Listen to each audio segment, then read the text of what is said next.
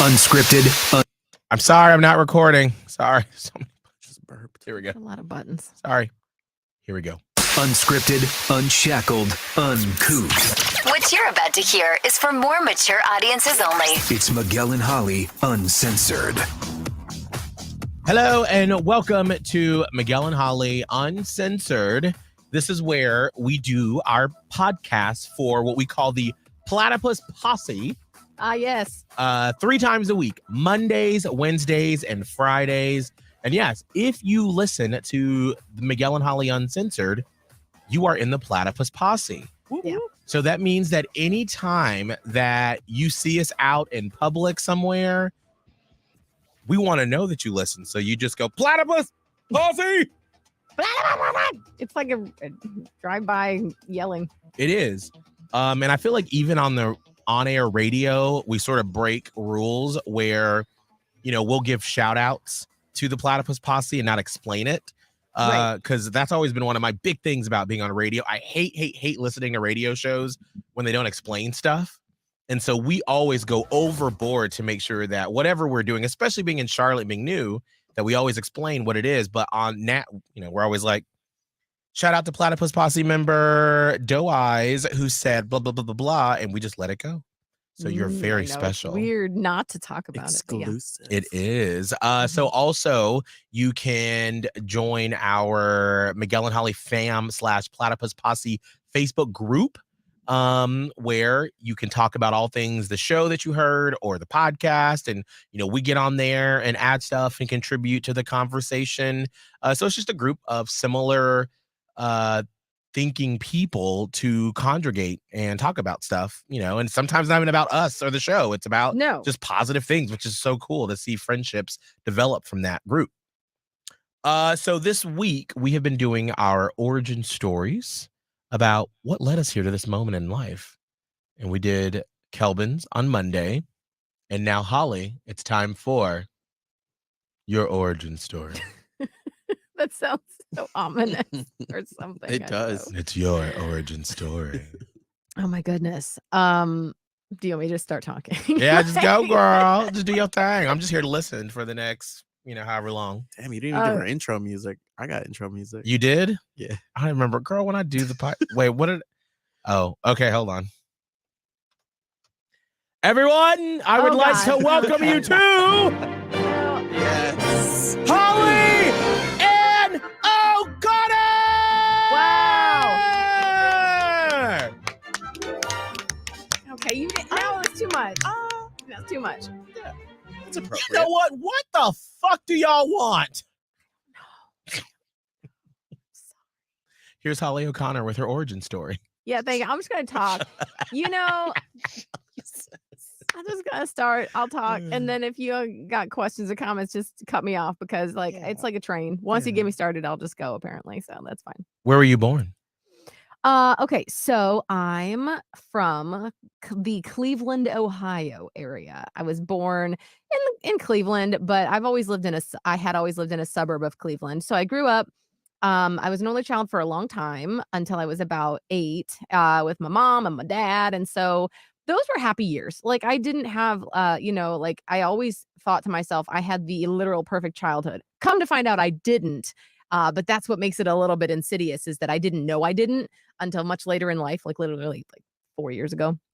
But I did have a pretty, happy birth through age 8. Like my mom was a fantastic mother for small children. And I really would give that to her as such a badge of honor. Like she's such a great mom. Like it was intimidating to me, which will also pop up later in the story. Like just seeing her because I was like, she was the epitome of what mothers should be, like kind and caring and watchful and just all of the things. When one thinks of like such a paragon of a mom, that was my mom for when I was a young kid. She was just the perfect mom.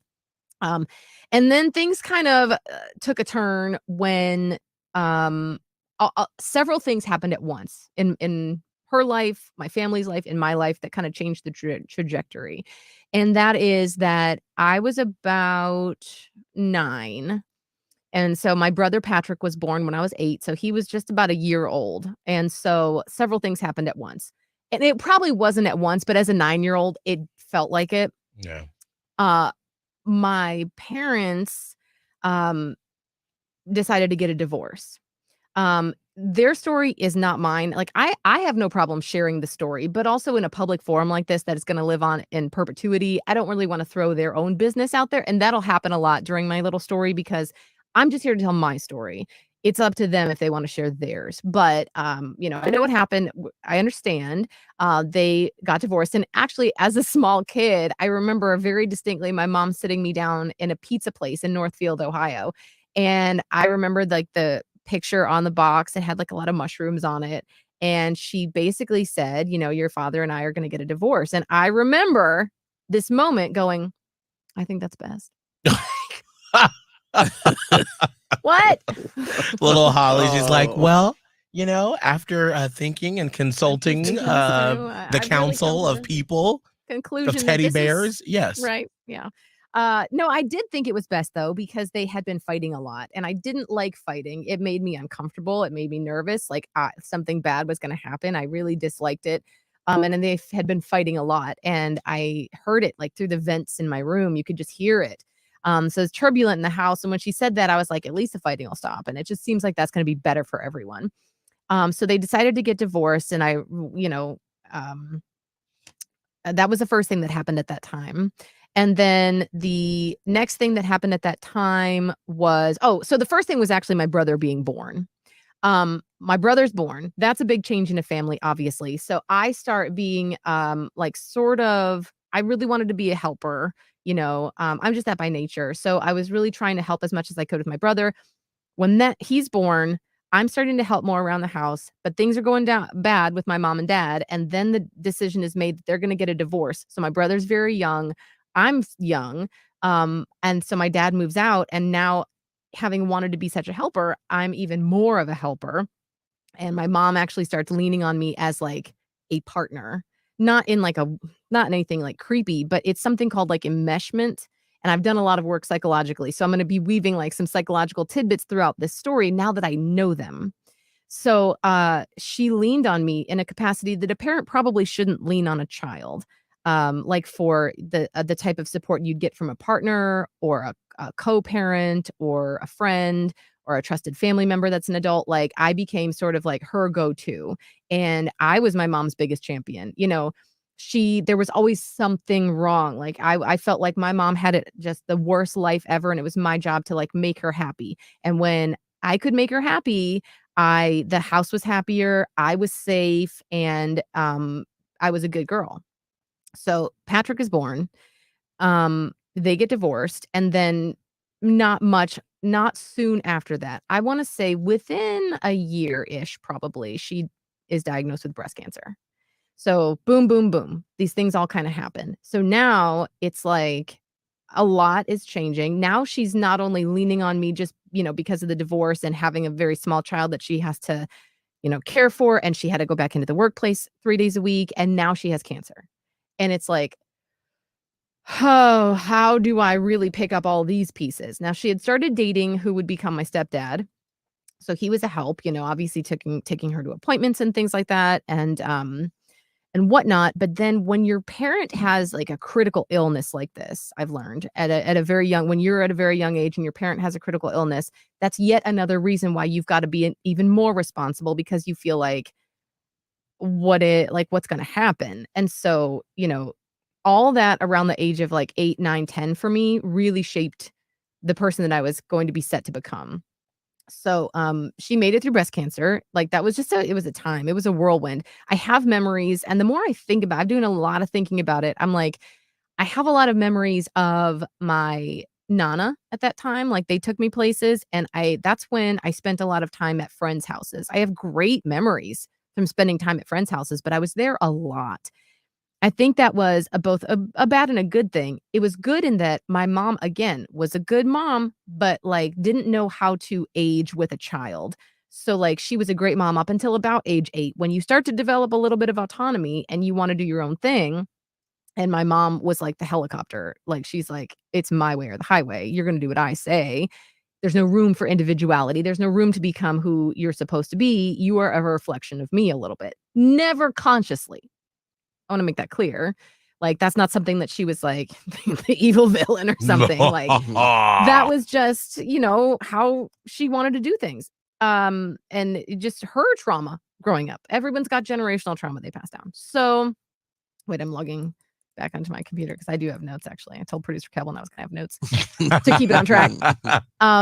So anyway, I have I think it was a good thing that she actually needed other people to care for me because I got experience with other families and other ways of doing things. And I was able to develop a little bit of independence away from her, and grow up a little bit outside of her. She did everything for me. I didn't know how to give myself a ponytail until I was 12. Like, she just did things for me. She just did them. And so I was very dependent, and like spending time at other people's houses helped me become a little bit more independent, which was also helpful as I was like helping her do all the stuff around the house and protecting her and guarding her and feeling like this is my purpose in life, is to watch out for my mom. So that's kind of how my childhood went. I had I don't have complaints other than like there's a lot of psychological stuff that I'm unpacking in therapy now with the relationship between my mom and I. So that's for a different time, and that's just for my own thing. But childhood was fine. And then I disliked my stepdad. They got married when I was about 12. And he started out kind of okay, but like you could tell he just did not like kids. This is a man that did not want to have children, probably ever. I don't even really know if he just wanted to take care of someone. And that's why I think it worked out so well when my mom had cancer. He was great at taking care of her. But she was Margaret was not someone to just be passively like, oh, what am I to do? I need my man to do it. She would, like, this bitch was like, I'm doing stuff. And so I don't think he knew how to handle that once she was better from cancer. So they fought all the time. And I would always blame him. And I hated him so much because he made our house so tense. And I was never allowed to say anything. One time my mom told me, you're not allowed to yell at me. Never. You don't ever raise your voice to me. And so what that told me was my feelings don't count. My feelings are not valid. I can't bring a problem to my mom because I'm not allowed to upset her. Like, I'm the one that's supposed to help her when she's upset. I'm not supposed to upset her. So I learned never to say anything to my mom, and then by proxy, never say anything to my stepdad, who was very toxic and verbally abusive, especially to my brother. And I have the most regrets about not standing up to him, to my stepdad, in care of my brother, who I felt so sisterly about, but like I felt also helpless. Like, I'm trying to help you, but I don't know how to help. Like, I don't know how to stand up to this adult that's being abusive. I don't know. And so you there was, shouldn't have to. right. I mean, this is your story, but like, that's not your job as a kid to like have to stand up for your little brother because you're not equipped for that. Right. Correct.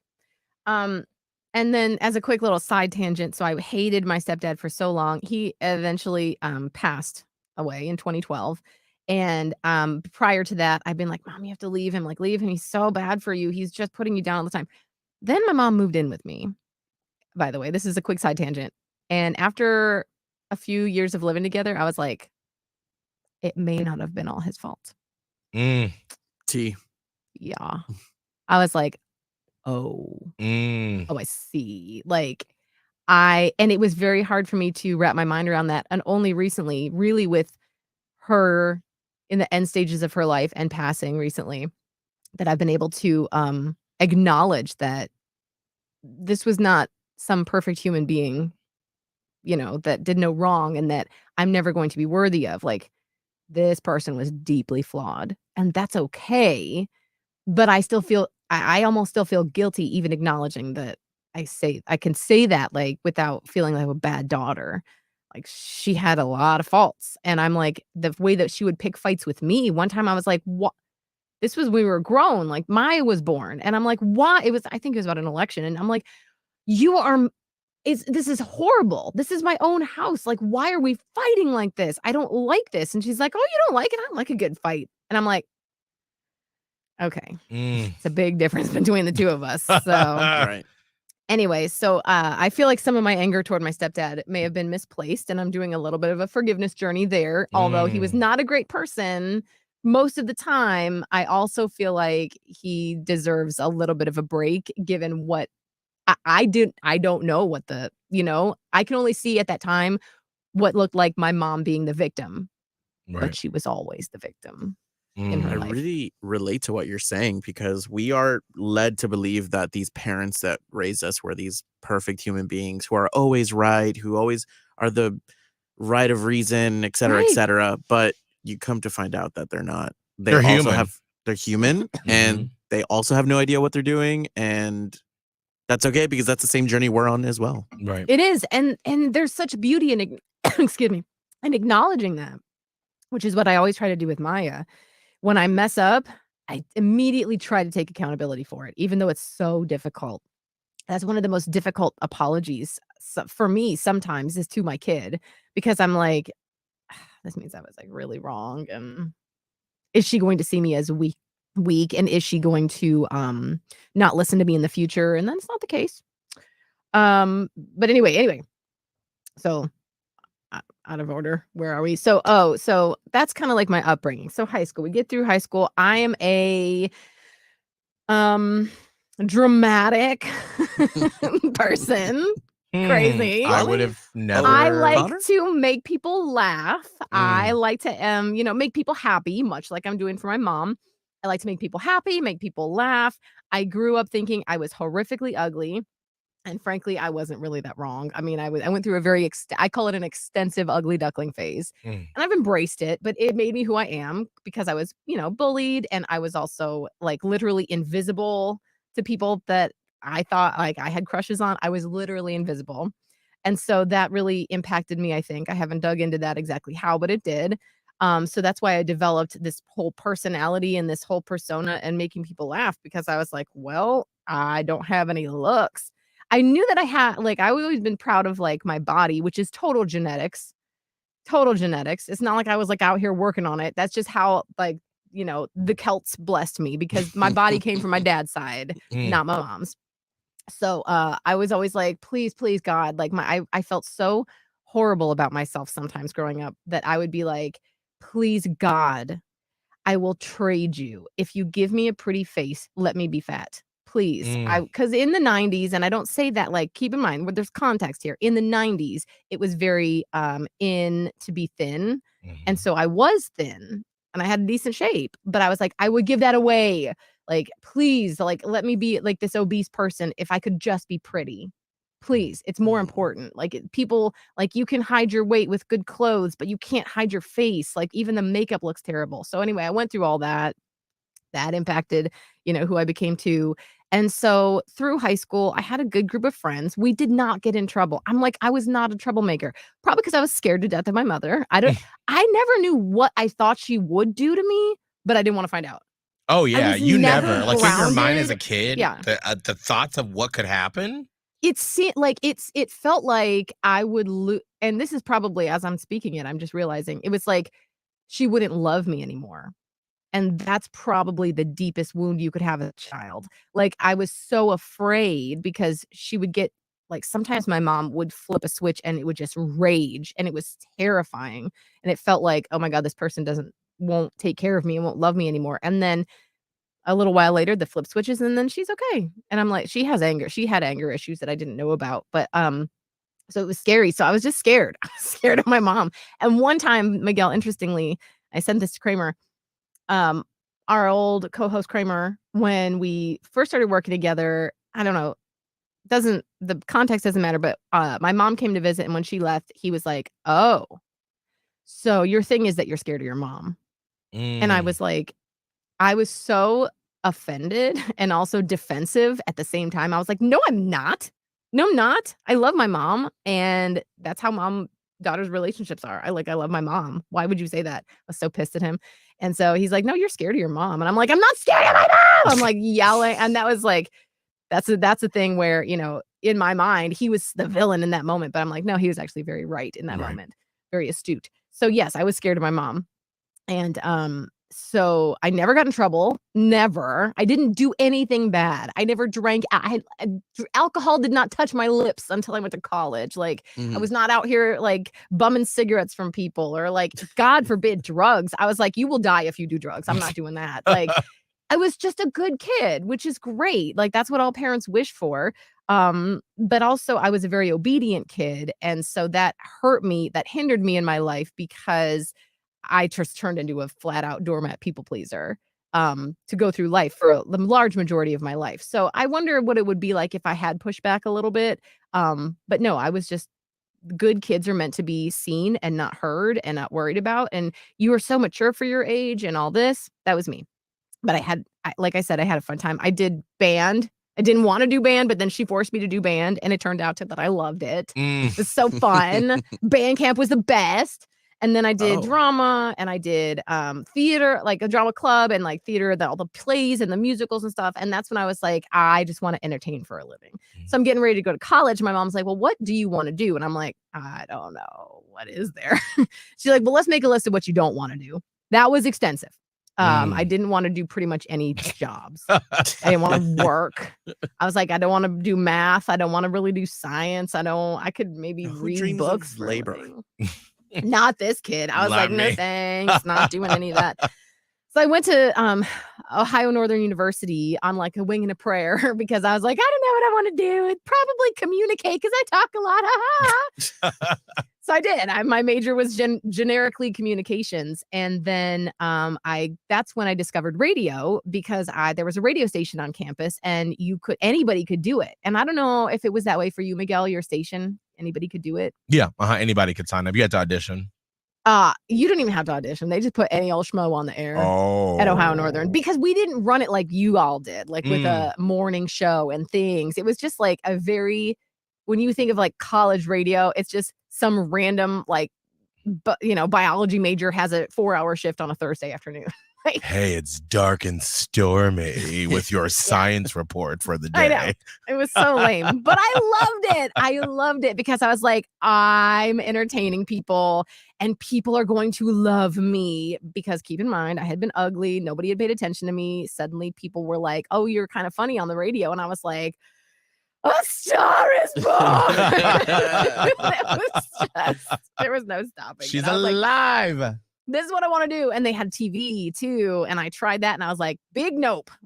Too much work here. The first time that hungover, I had to schlep to the radio station or like the radio TV station and get one of the cameras and haul it across campus to like record a student council meeting or whatever and white balance and get the shot and do the stand up. And my makeup was like falling off. And I was like, this is not for me. I can't do this. No, thank you.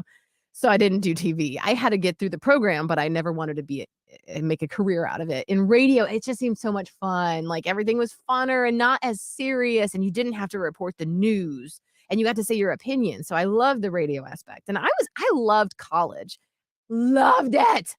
And I think I loved it so much is because it's for the first time in my life I had freedom. Like my mom audibly told me, she's like, I don't want to know what you're doing at college.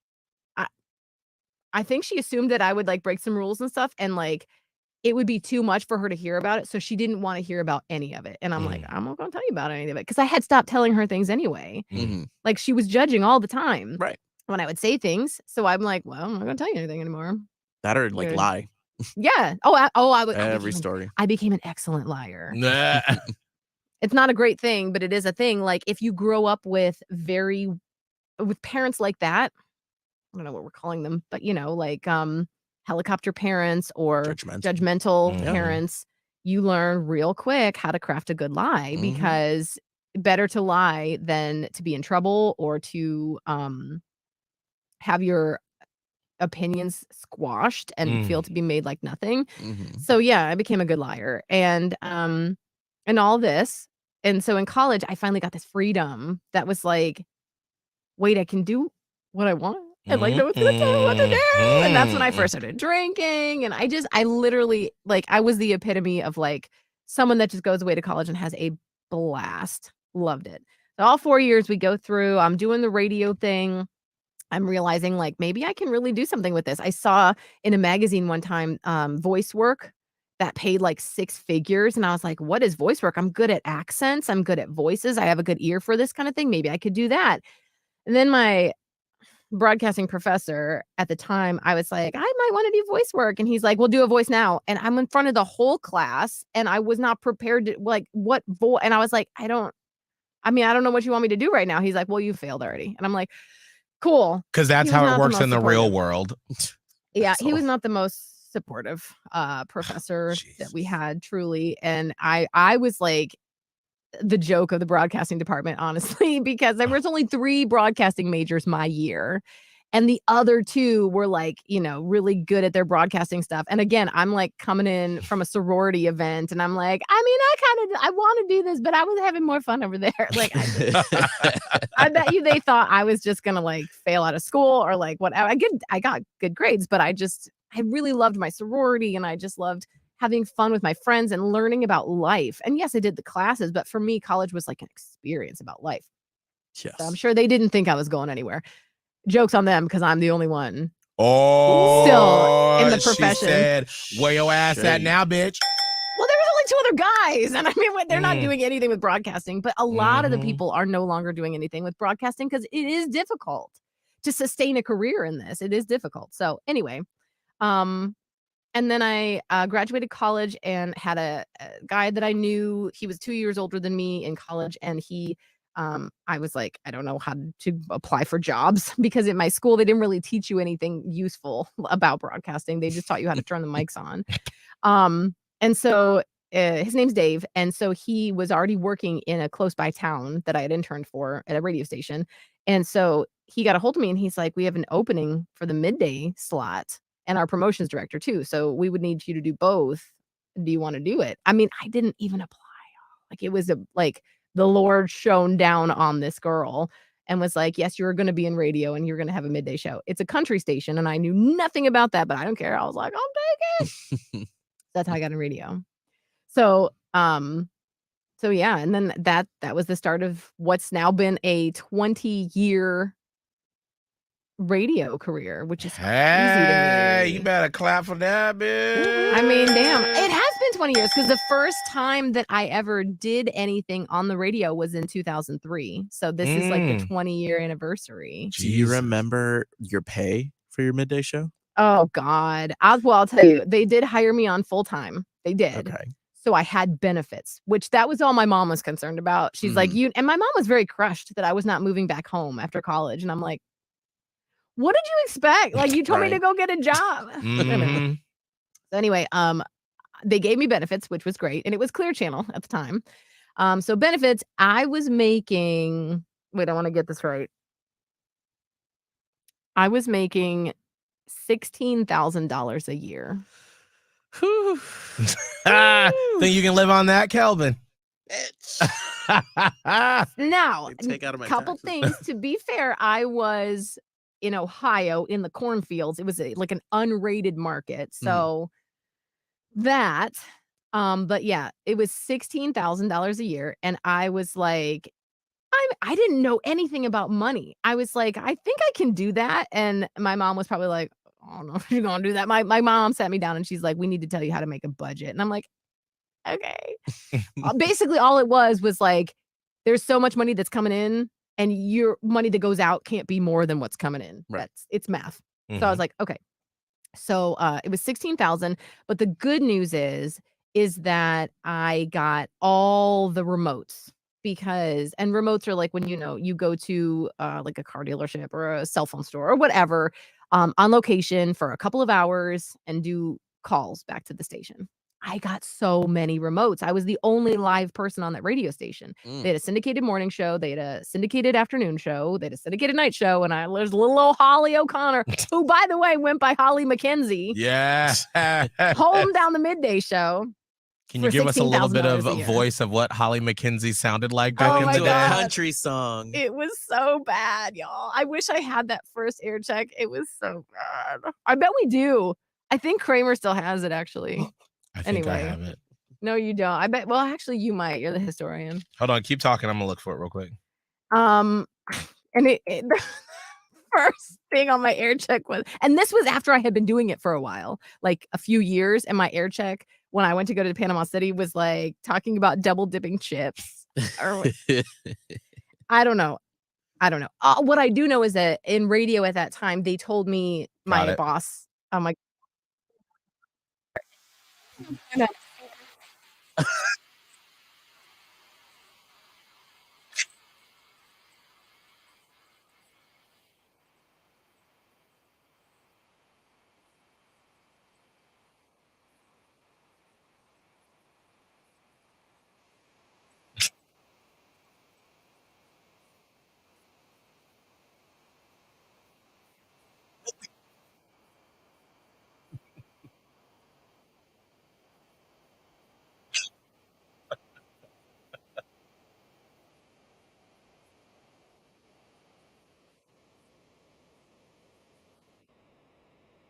All right, just turn it up. That's the same girl. It kind of is, right? It is. It's the same person, just with very worse radio skills. And the people listening on Facebook and YouTube, they couldn't hear it. I understand. I'm sorry. You should go back and listen once this is posted around noon on the iHeartRadio app. Oh, I'm so sorry. It's 30 minutes in case you're wondering. By the way, sorry, I've been talking your ear off for 30 minutes. It's your origin story. Yeah. I know. Another 30 minutes, girl. Couldn't believe, oh my God. And that landed me a job in Panama City. How? Yeah. I don't know. I don't know. Anyway, it was just so it's just everybody's first air checks are fun times. Anyway, so that was me on my midday show. There were no rules about talking or whatever. I could talk for however long I wanted to. Like that bed just kept on a loop. So it was fine. Like doo doo doo doo doo doo doo doo. It was from the Charlie's Angels 2 soundtrack because I loved it so much. I also had a gold digger bed on a loop on a country station.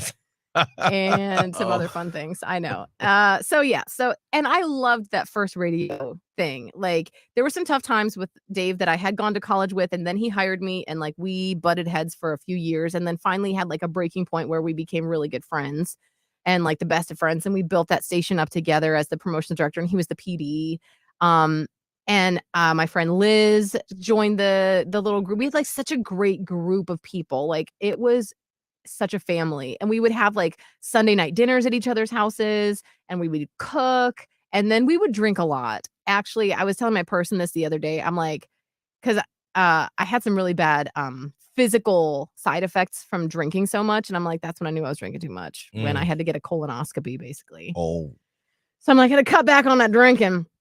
Right. But it was such a wonderful time. And Kelvin, something you said in your origin story really struck true with me that I wanted to bring out today, because you said something about when they fired all your people, right? Didn't you say, you said, you're just okay, well, I'm almost no emotion. You're just I just accepted it. Yes. It was and calm. then you're I'm gonna go do a thing. Right. I'm making moves next. That's what happened. That's exactly what happened to me when they fired my PD and my friend Dave. They fired him. And not only did they they're with such a bare bones staff. So I didn't know what I was going to do. And the friend group was breaking apart, and because he was fired, and I admired him so much. And I was I can't do this without him here. And I can't come walk into this building and act like everything is fine. And I had a major breakdown in the studio because I remember exactly the day that they fired him. And he had a box and he put his hand on the glass by the studio and was I'm sorry. He mouthed, I'm sorry. And he walked out the door and I was what is this? And they had fired him. And I took that day to really lose my shit. And then the next day I walked in there, heels on, skirt on, hair up. And I'm what do you need me to do? Knowing full well that I would be leaving. I just was okay, I'll do whatever needs to be done to keep myself employed. And then I'm I'm sending out, stuff, all of the things. I sent everywhere. I sent to North Carolina, actually. I sent to somewhere out west. I didn't really send out west. I've never wanted to move out west. I've never felt California Jonesing in my bones or anything like that. I think I sent the furthest west it was Michigan, which wasn't that far from Ohio. It's right next door. So but I sent somewhere else, maybe up in the Northeast area. I sent to North Carolina. I sent to Panama City, Florida. And that's where I ended up getting hired. And that was such a hard decision and such a leap to make, because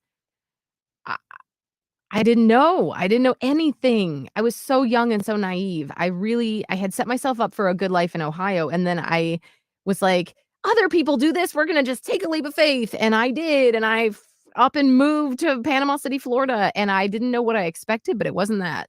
I expected I don't know, a TV show, a Kelly Clarkson song playing in the background, Bright Horizons, and it's Tampa, but it wasn't Tampa. It was Panama City. It was moving from the north to the actual deep south, and it was so difficult. The culture shock was just, I felt like I lost my bearings as a human for a while, and I really did. I didn't have an anchor. I did not have friends to remind me who I was. Like, I did, but, like, it seemed like I had been thrown into the ocean, and, like, I could see and hear them, but it was, like, distorted, and I'm like, "But you guys don't understand, like, it's different here. It's so different, and I'm dealing with it every day." And my friends in Findlay, Ohio, where I did a radio, were like, you're not texting as much and you're not the same and you're not laughing at the jokes." And I'm like, "Because I'm drowning down here." Like, I don't think they realized it, and I don't think I realized it until later on, but I was just drowning, you know? It was difficult. What And was yeah. sorry to cut you off. No, please cut, like I said, cut me off. I'll just keep going like a train. What was a definitive moment where you felt the culture shock in Panama City? Do you have a memory? One thing that you just literally said, Panama. I called it Panama City just like you just did. Oh, is it not And they were Panama like, City? Panama City. That's You're a from the Yankee thing, north. yeah. And they all made fun of everything I said. I thought about this the other day, y'all. I became sort of a caricature or a cartoon of a northerner, and I ceased to exist as like a human being with like thoughts and feelings and emotions and a backstory. And I was just sort of this silly, like, what this northern, like, I can't tell you how many times they made fun of how I talked. That's why I started adopting a southern accent after a while. For a while, this girl would say things like, "Come on, get you a little mouse pad on the table. We have something for you." Like, I was just trying to fit in so that they would Ugh. accept me. It was just the making fun of how I talked was just it didn't, like, hurt my feelings because I laughed about it, but it just reduced me to, like, The butt of the this joke. is who I am Mhm. now. I'm the weird accent girl. Well, that's always the hard part when you first get into radio, especially a morning show. And especially then when it was like we were real, Kramer. And I came a little bit later after this because then Right. I took on a little bit of that, which I'll talk about on mine, about I was reduced to just being like this poor, black, gay, fat kid on the Right. radio. And like that's was all who I was. There was nothing else to me. But Yes, like we're you have just to like know 2D. yourself to be able um to sort of put up a shield around that Yeah. sort of thing, because it's what we do. It's so hard, and it's gotten a little bit better now, especially with this show, because Yeah. we are who we are. It's a turned up version of us, but it's more based in reality than what it Right. was back then in 2007, 2008. Yes, in 2008, you had to fit a box, and Kramer I'm not mad about this at all, it was funny now, but like Miguel, Kramer loved The Burt Show in Atlanta, like, that's what Kramer was modeling this morning show after. And by the way, again, this is how naive I was, I didn't know how to do a morning show, I had no idea. All I knew is that I would listen sometimes to, like, Kiss FM in Toledo and think it was really funny, but I didn't have, like, a morning show, like, idol or mentor or, like, someone that I wanted to be like. I didn't have those things. And so, I didn't know what to do or what to expect. And it was awkward too because at the time, like, I was supposed to be hired to be the co-host, and Kramer had his then girlfriend co-hosting at the time, and then she never left. And I was like, "Am I still doing this?" Like, do y'all still Then I was, like, doing the news for another station. I'm like, "Is this what you hired me Like, for? why am I What is here? why am I here?" Then she went back and left the show, and then I was the co-host, but it was a really weird spot to be in, and then Miguel came in. Um, but it was a very weird time to be in radio because Kramer, like I said, loved the Burt Show, and so did Miguel, so they bonded over that. But Kramer was trying so hard to make our show the Burt Show that he saw me as literally one of the characters of the Burt Show. When I say characters, I mean like human beings, like cast members. But this woman was a lesbian. And he's like, "I think you probably are a lesbian. I think you're a little bit lesbian." And I was like, "But I'm not though." And he's like, "I don't know. You got a couple friends that are really close. We're just got," like, he basically was trying to mold me into this other woman who was a lesbian and then, like, make me have these viewpoints that I was like, "I don't know if this is gonna work out." So Cringe. yeah, that was a whole thing. And it was just all for like, it wasn't even like, it wasn't malicious or anything. I think it was just we didn't know. No, I mean, I Nobody think, knew. well, He was that's, just trying to be like their show. well, and that's the problem with putting a bunch of kids into doing a morning show and not really giving them guidance. Right. on how to do it, because what do? You just copy the people that you Yes. look up to, and you're like, we just need to make it sound exactly like what we know what is successful. Yeah. And so I don't have any ill will about that at all. It was just such a weird time, like starting a morning show, having no idea how to do it. And keep in mind, I was very closed off. And that was a big issue because I didn't realize until much later that the reason that I had a very hard time being open and vulnerable for those first several years on the radio was because A, I didn't know who I really was, and B, I was afraid to show people even who I thought I might have been. Because again, I'm a people pleaser, right? So I was raised to like not make my mom upset. I'm going to be who she needs me to be. That's just how I operated in life. Mm. Like I'm going to become a chameleon and fill in what role needs to be filled. As long as you're happy, I'm happy. It doesn't I don't have needs and wants. It doesn't matter. Well, that doesn't make a very good radio personality Right. because there's no Mhm. personality there. It's just a person. And I was, but I didn't know who I was. I was afraid to ever figure out who I was. I was never given the space or never, not that it was anybody's job, but I was never told, like, think about who you are and what you like to do. It was so foreign to me. It was like that just wasn't an option. Like it just didn't exist in my mind. So that's why I had a very hard time opening up and being vulnerable. Um, but yeah, so you all know already the story, like we've told it ad nauseum. So you know the story between like, Panama City and then like through Kramer, Miguel becoming like my best friend and moving in. I'm pretty sure you know the story. Because Miguel moved in the second time I met him, he moved into that apartment that I had.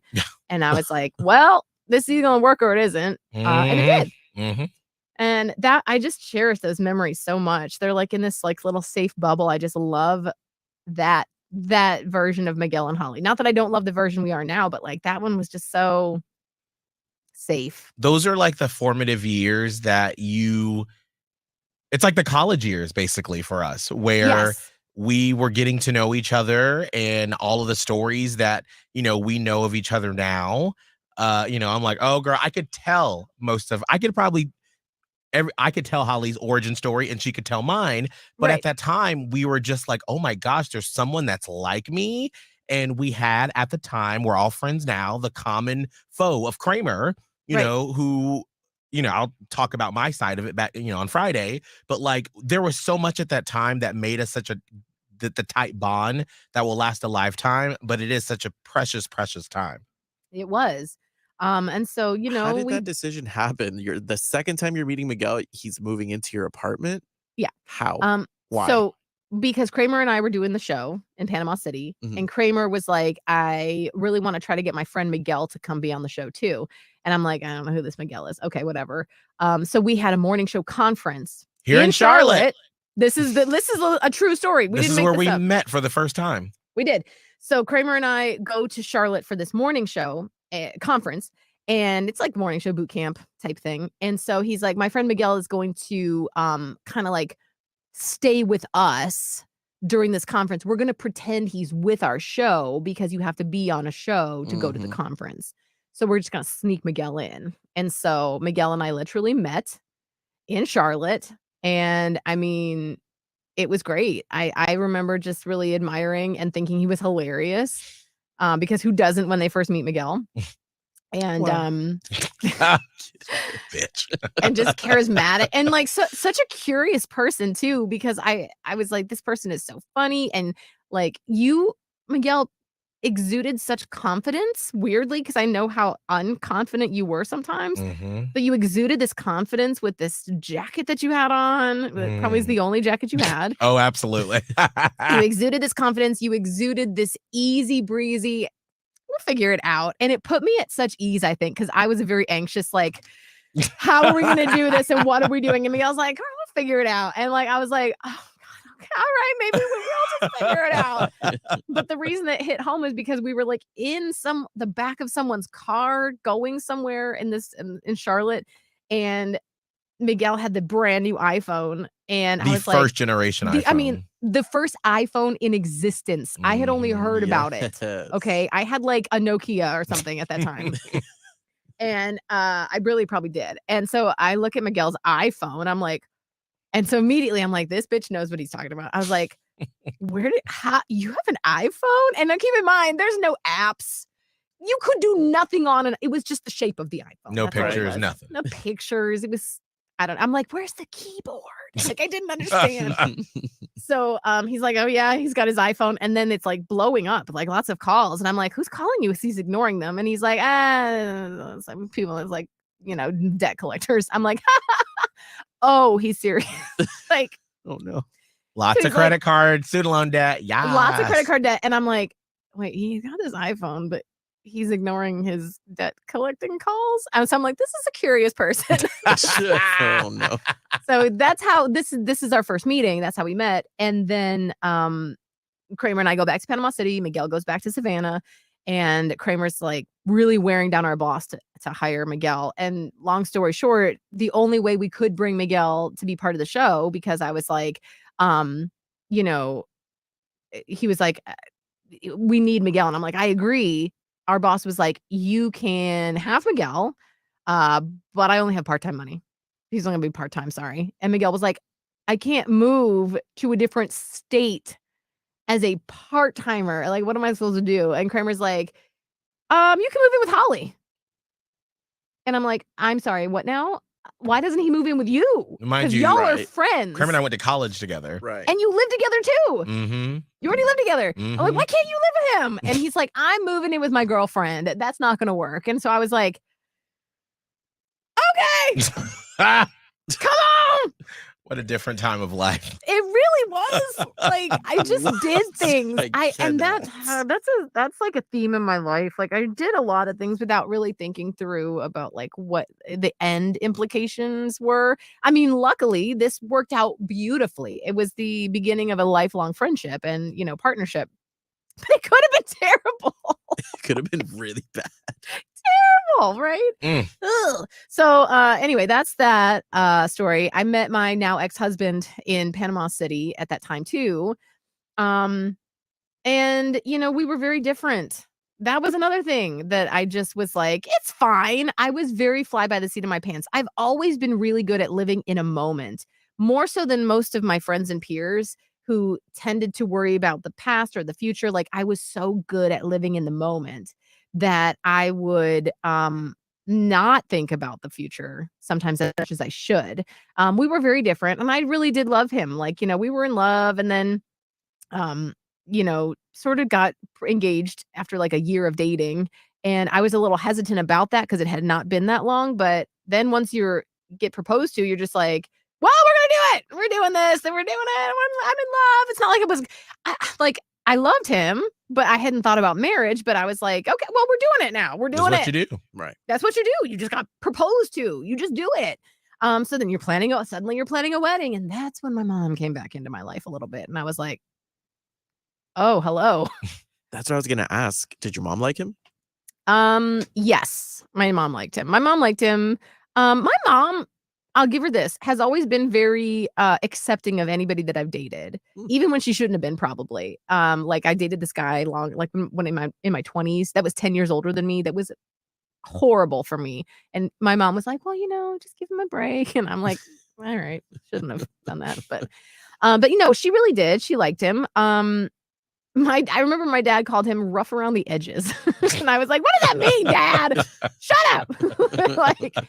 But yeah, and we ended up getting married in Panama City. Then Miguel, me, and him all lived together for like because Miguel and I were already living together. Right. And then he moved in.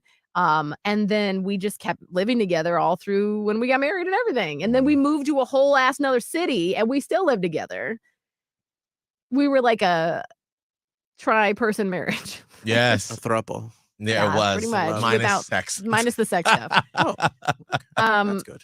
So then we went to Tampa, and that was we were so excited and young and fresh and all this, and then that didn't work out. We got let go like a year later.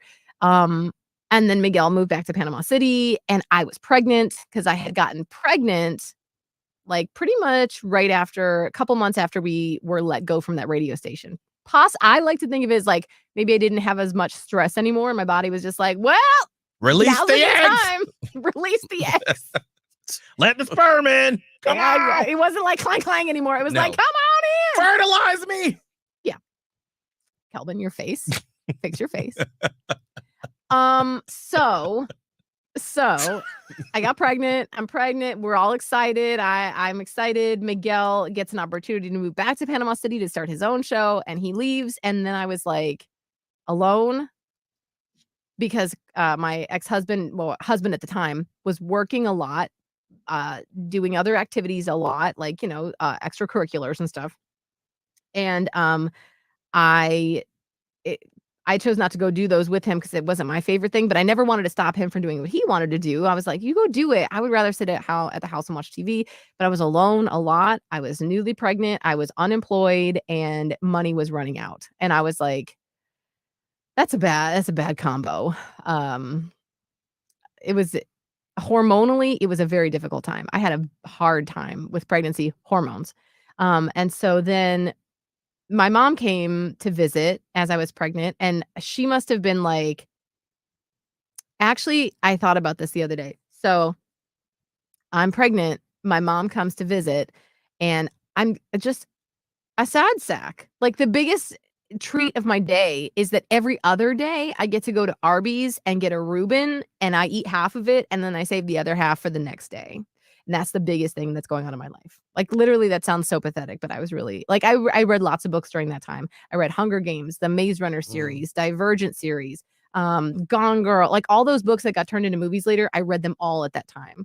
And so I'm just doing all this reading and a lot of eating Arby's sandwiches in my pregnancy. And my mom comes down, and my mom was desperate. And I didn't know that. My person and I just unraveled this within the last 3 months. So what happened is, if you recall, my stepdad passed away in 2012. I also got pregnant at the very end of 2012. So my mom loses her husband in July of 2012. And I'm not really I haven't been much in contact with my mom. Like, we call each other sometimes. I see her, every 6 to 9 months or so. We fly up. One of them flies up, and then we see each other for a short time. And then that's it. So I haven't like confided in her a lot, like not like we're still have a good relationship. I don't know how to put it otherwise. Like, we have a good relationship, but there's not distance. close. Right. And so my stepdad dies. She's alone. And I don't think she's ever been alone and known how to handle it. Right. I don't think. So then the stars align, and I'm now pregnant, and I let my family know. Chris and I made the announcement at Christmas in 2012. So we had brought my parents down, and we're having a baby. And then my mom came to visit while I was back in January or February, and I'm sitting in Clearwater, and I'm upset. And she's like, my mom is now desperate because she has nothing and no one. She doesn't have a stepdad to fuss over anymore. My brother he's in college. He's probably getting close to graduating college. She doesn't have him anymore. She's got nothing to do and nobody to nitpick. Mhm. I'm now pregnant. And she's like, I know what I need to do. I need to sell the house and I need to move down here with you. Now, I'm at a very vulnerable position because I realized once Miguel has moved out that, my husband and I had less in common, even more so than I had originally thought. But we're managing because there's a baby, and that's, if anything is all hands in for a couple, it's a baby. So we're all hands inning on this baby, even though we don't have a whole lot in common anymore. And so then I'm like, actually, because I knew my mom was such a fantastic mother when I was a young child, I was like, I can't do as good as her. She's a better mom than I would ever be. So yes, I need your help. I do need your help, Mom. Would you come down and help with this baby? I never asked her to sell her house. Never. But she's like, yep, selling the house. And I was like, all right. I mean, whatever you want to do. Because again, I'm not that in. I'm like, if she wants to sell the house, let her sell the damn house, whatever. Mhm. No, in her mind, I'm sure this is my new life's project. This is my new goal. This is my new career. This woman sold her house and moved in with us. And in my mind, and we had talked about it briefly, I'm like, you probably stay for a few months and then we'll get you a place of your own close by in Florida. She's like, yeah, I don't know that she ever planned on getting her own place. Probably not. Like, we were her purpose for being. Mm. She had nothing else. Right. Her husband had died. She and my dad are divorced. My dad's alive, but it's not her business. Patrick isn't doing his own thing. She had made her life her family and never gotten anything for her own self. Mm. Had no life outside of her kids because it's her job to hover. And so I didn't know any of this at the time. I'm like, literally within 3 months, we've learned this. So it's like, that is what happened. And she just kind of came in and took over everything. And I let it happen because I was basically, It's what you were trained to do. I was trained to what she says goes, and I can't upset her. And Miguel is always, your grandmother said this, Miguel, you said this, you do not want to get in between a husband and a wife. And my mom, like, I think superficially probably thought that or knew that, but like never took it to heart. Mhm. And like my mom caused major issues between me and my husband, now ex-husband. Like, it was one thing when Miguel was living with us. It was a whole Because nother I thing. stayed out of shit. I was like, girl. Yeah. She's all in it. Mm-mm. She's in the house. She's like the third party to this. And she's cooking dinner every night. And she's like all up in his business. And she's chatty. She has to be in everyone's business. Mhm. She's in my business. And then Maya's born. And she's like basically like just swoops in and is like the mom. And again, I'm like, well, she knows better. This is too hard. I can't do it. She's better at this than me. Because that's how she wanted me to feel. Mhm. So it was a very difficult time. It was a difficult time. And I missed Miguel. And I knew that, Chris and I weren't connecting, and there was not like any like big explosive fighting or anything, but it was just like I couldn't hear him and he couldn't hear me. Like it was like ships in the night. I don't know. And I'm sure, and I feel terrible for him to this day because like he's just trying to be in here with this marriage. Probably, obviously neither one of us knew what we were doing in a marriage, but at the same time, then you have your wife's mother coming down and taking your role. Mm. It put him in a terrible spot. It really did. So I feel for him a lot. Like my mom really did drive a massive wedge in that relationship. And then again, the hormones after baby. I mean, I know that I had postpartum depression. I know I did. And so there was all that.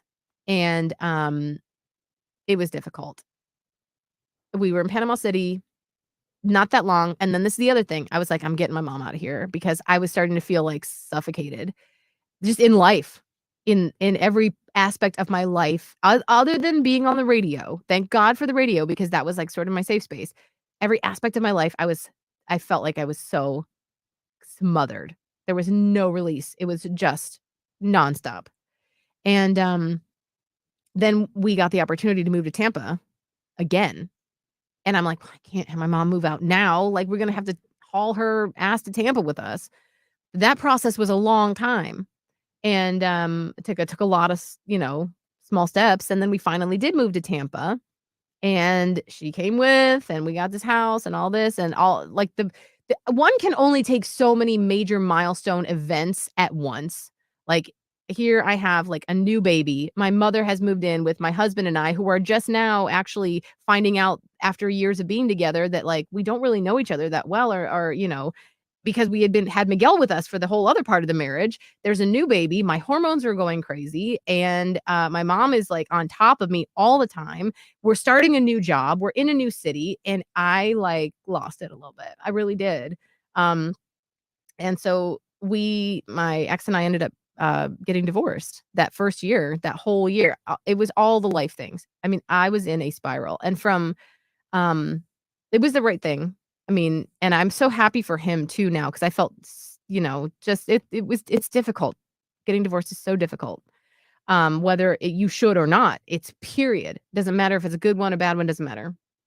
And I'm so happy for him now. Truly, I can say that with 100% honesty. I'm so happy for him right now that he's in a wonderful, what appears to be to me, a wonderful marriage with a wonderful woman who's a great stepmom to Maya. And they're expecting a baby soon. Mm. And I'm really so grateful that he found that and that he's got that going in his life. I could cry, like I'm tearing up about it, thinking about like I'm just so happy for him. So happy. So that's great. I'm glad for that. But like I went into this whole dark depression. And there is some other stuff too that I can't get into, just it's too personal. But from around September of 2015 to at least April or May in 2016, I was in what I call the dark place. Like it was terrible. It was the worst darkness I've ever felt. But now that I think about it too, a little comforting to look back on. It was like it strips you raw. Like you're just raw. You're a raw pile of goo on the floor. And I've been there. I've visited that place a couple of times over the past several years, and oddly, it's comforting and familiar to go back into that weird cave, that weird cocoon of like primordial soup for your soul. And I really came out of that in that 2016, like fresh and alive and like a new version of me. And I needed that. I was still obviously having trouble with my mom because now she's like it's me and Maya and my mom. Now we're a family and that's it. And I mean, like, Maya had like Chris stayed and I always give him so much credit for that. And so, like I said, he's doing his thing. I got my mom. And then yeah, so that was it was a rough time. And then I'm gonna skip. There's some cloudy parts in here I'm gonna skip, but I'm gonna wrap it up because it's an hour now and like holy Jesus. So bring me where I am today with my mental healthness and who I am today. My person. So I'm in a relationship and I don't talk about it too often for lots of different reasons. And I actually do wish that I could talk about it more, but I can't even talk about why I can't talk about it that often. That's the part that sucks the most because I have learned over the last 10 years how to be open and vulnerable and honest. And that's one of my favorite things about this entire career and like me and you and this whole family. But unfortunately, you have to give me, a little bit of grace in that area where a lot of the stuff is not my story to tell. And it's a respect thing and it's also a safety thing for me. So there's that. But my person came into my life. Amazing. I like, we had a bit of a whirlwind. Got along great with Maya, has a child of his own, a daughter of his own that's right around Maya's age. And a while into our relationship, and I've spoken about this on the podcast too, he has bipolar disorder. And that's a pretty major thing. Like I know sometimes in movies and TV, it can make it seem a little trivial. Or we just hear like a fluff piece from a celebrity who very thankfully is managing it well. And you think, oh, it's not that big of a deal. It is a big deal. But he was undiagnosed when we first got together. And so we realized that he had bipolar disorder because he had a psychotic episode. Well, after we had been together for a while. And, it sounds casual. Like I'm able to just be like, oh, he had a psychotic episode. It's the furthest thing from casual that you could imagine. Like it is, there's a reason why that word is used for like insane behavior. Like, oh, you're acting psycho. That's because when you are in a psychotic episode, like you are insane. You've lost your mind. Like he literally had a mental breakdown. And so it was just really unfortunate that happened because nobody deserves that sort of mental collapse. Nobody does. Not Kanye West, not Amanda Bynes, not anybody else that you see publicly that have had, not Britney Spears. And it's so sad to see some of these public figures and people have opinions on them when truly most people have no idea what it truly entails. And the reason we even started looking at bipolar, actually, funnily enough, is Pete Davidson, because at the time I was like, well, Pete Davidson's pretty vocal about borderline personality disorder. Maybe you have that. Because we were like, not bipolar, though. That's really bad. Like, you can't have that. Oh, you do have that? Oh, okay. That is what you have. Well, that's it then. Well, you know what? That's fine. We can handle that too. Maybe you only have bipolar 2. Bipolar 2 is not as crazy. It's only like the depressive. No, it's 1. Oh, you do have 1. Oh, okay. It's that one. Got it. It's the bad one. It's bad. Yeah. Okay. So you do have it pretty intensely. Okay. We're going to deal with that. And we did. and he did. And it was so inspiring to me. Like, obviously, I'm with a person that's going through a mental health crisis. This is a collapse of someone's mind. And obviously, I could have left, that would have been, I think, understandable. We were not married and, whatever. We hadn't been together for that long. And I was like, I've seen who you are at your core. Like, I can see who you are. I'm a very good, I get feelings. It's not that I can tell, like, I get feelings about how, like, I can feel other people. That's one of my traits as a people pleaser / empath. Like, I get it. I've seen who this person is at their core. I know they're not the mania. I know they're not the psychosis. I know they're not the prescribed medications that sent you into this psychosis through misdiagnosis. I know that you have had a perfect storm of absolute insanity rain upon you, and now you've lost your mind. But I can see who you are, and I see that you're there. And I was like, I don't know. I'm gonna stick around, but we're gonna see, because I need to see something from you. And he's like, please, you're the only person that believes in me at this point. And so he's like, I will do everything I can. He's like, I can't guarantee, a timeline, but I will guarantee that I will never stop trying to be better than the day before, or like the best version of myself. And he did. He changed his entire life. This is nearly, if if someone in his life, like, and this has happened, like, that knew him from before the psychotic episode and then met him now, you would not recognize the same person. Like, not the looks, but like the human underneath. They wouldn't recognize this person. This is a completely different person, but it's the person I always saw. So this person was always there. This person was just not always forward facing. I always saw it underneath. But now the underneath, the one that I saw even prior, is the one that's present all the time, which is beautiful. Like, to witness someone come into who they are like that, I mean, that's a rare gift.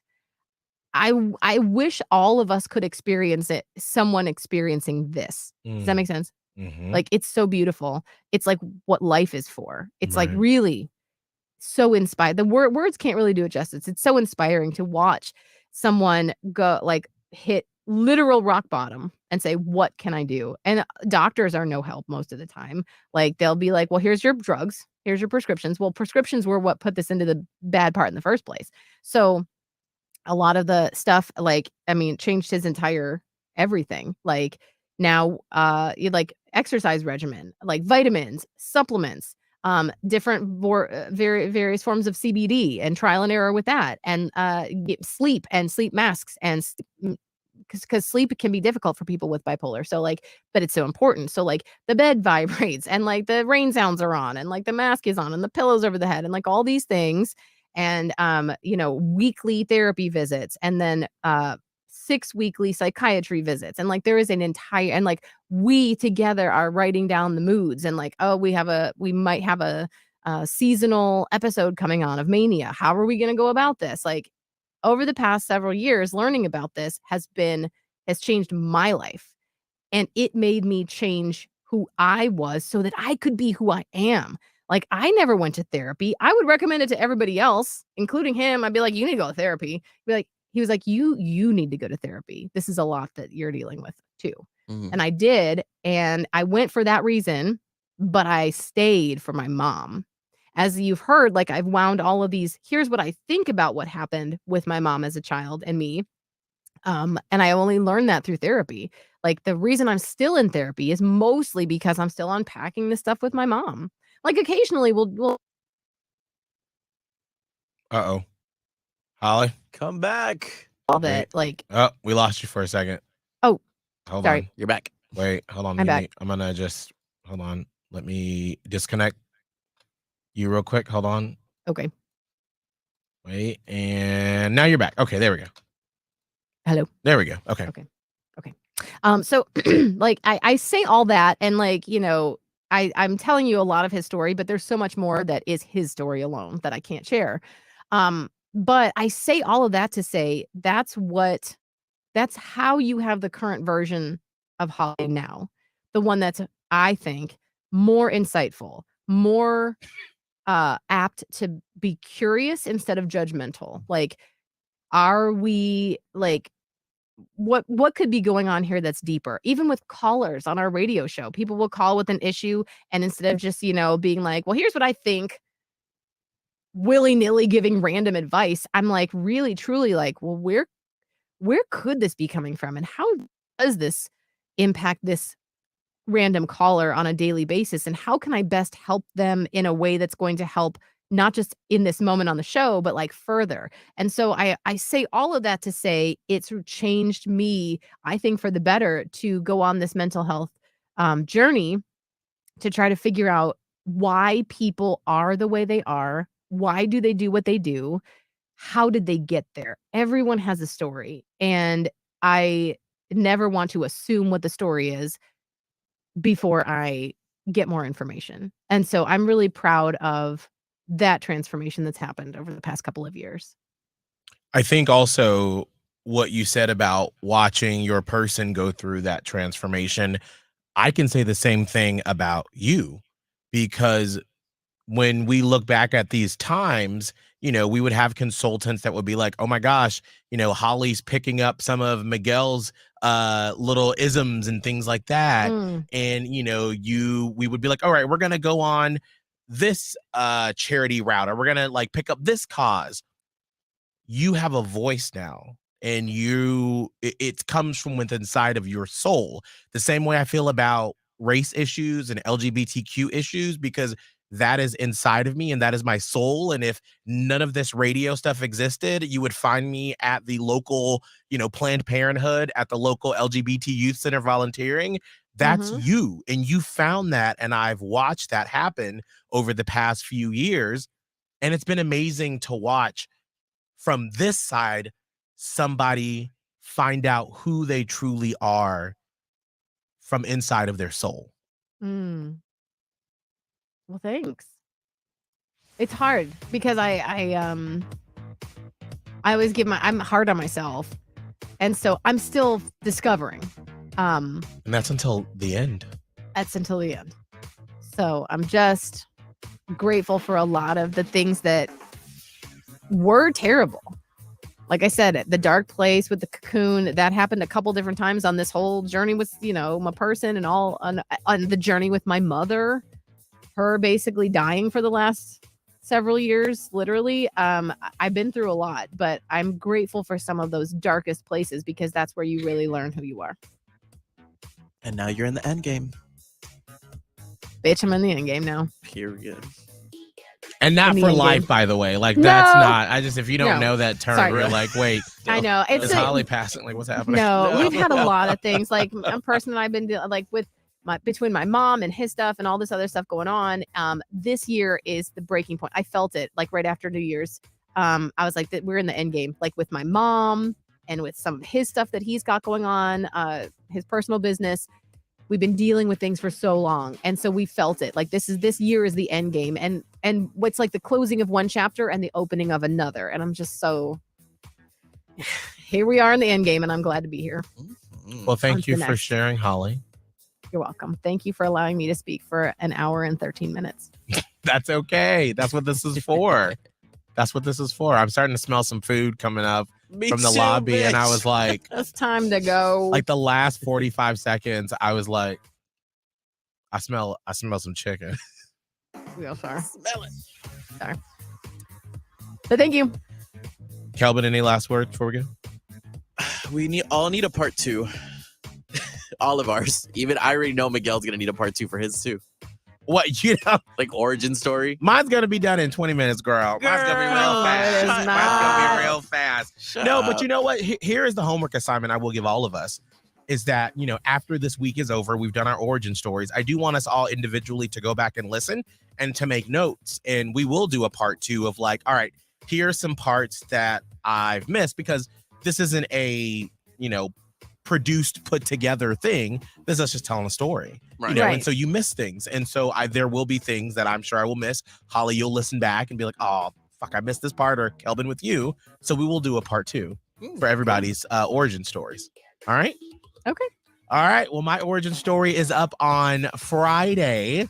It's going to be a little earlier too. I want to make that clear. Yes. It will be at waiting. 10 a.m. On Monday or Friday. I'll be doing my origin story. All right, we will see you all back here on Friday. Bye. Miguel and Holly Uncensored. Catch it on the iHeartRadio app,